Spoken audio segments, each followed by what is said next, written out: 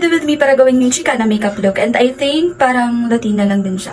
So mag-prep muna ako ng lips. And ito yung gagamitin ko from Petroleum Jelly. I think ano naman siya. Effective naman siya for me. And for my primer, ang gagamitin ko is this one from C Makeup.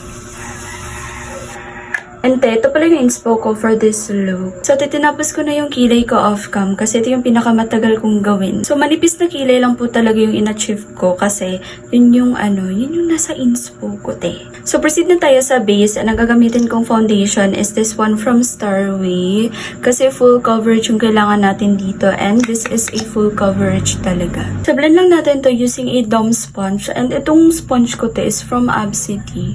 Sobrang ganda din nito, te. Next is brown tour. Ang nagagamitin ko is this one from Vice Cosmetics in the shade Push. Since prone nga sila sa brown tour, dadamihan natin ng lagay.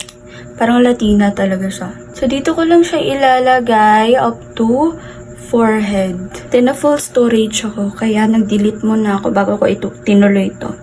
Kaya, ayan. Nuloy ko siya. Wait. Tapos yung natira, ilalagay ko siya dito sa jaw. Huwag ka na magdagdag ng product, te. So, since hindi naman masyadong kita yung blush nila, te, proceed na tayo sa eyeshadow. Yung gagamitin kong palette is this one from Sonisa. And maghahanap lang ako ng warm tone na eyeshadow. So, itong shade muna na to yung ilalagay ko. So, ilalagay ko lang siya all over my lids like this. Kasi parang ito yung natin. First coat. Ganyan siya. So, next naman is itong shade na to sa outer corner. Dito lang, banda. Ganyan lang. Ikat-ikat mo lang siyang ganyan, te. Next naman is itong contour from Focallure. Lagay ko rin siya dito sa outer corner. Kasi parang nakukulangan pa ako, eh. And ganyan lang siya, te. Ayan. Wait. Ay, nakalimutan ko mag-contour ng nose. So, magkukontour muna ako. Wait. So, for our nose contour, ang i-achieve natin is yung thin talaga na, na ilong. Yung parang, kaganon talaga. Ganyan siya, te. Perfect. Next naman natin is eyeliner. And pasensya na ulit kasi gagawin ko siya off-cam. Kasi di ako marunong gumawa kapag may camera, te. Nadidistract ako. Tapos kailangan. Full storage na kasi ako, te. Hindi pwede mahaba yung video. So, ika-cut na natin to. I will be back. Babalikan ko kayo. Tapos ang mag-eyeliner, te. And I think hindi siya bagay sa akin.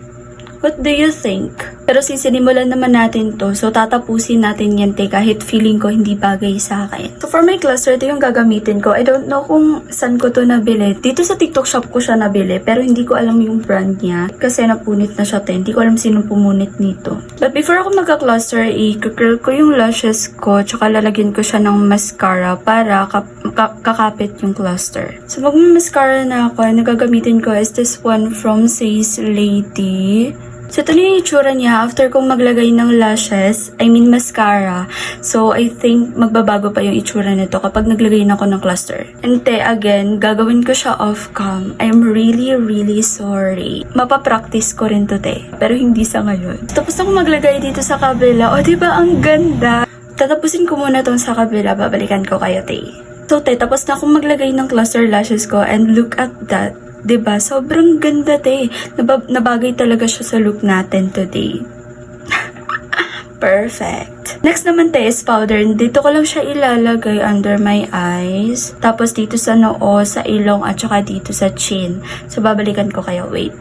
So, for my blush naman, te, dito ko lang siya ilalagay sa ibabaw ng bronzer or bronzer. Tapos, te, kukuha lang ako ng white na eyeshadow para highlight sa nose and dito sa under eyes. Tingnan niya. Ganyan. Diba? Then, powder contour. And for my setting spray, ito yung gagamitin ko from Dazzle Me.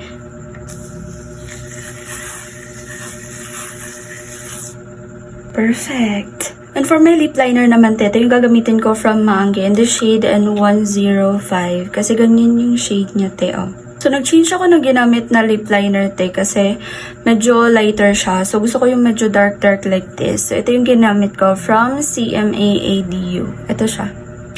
Very, lang nito, very affordable.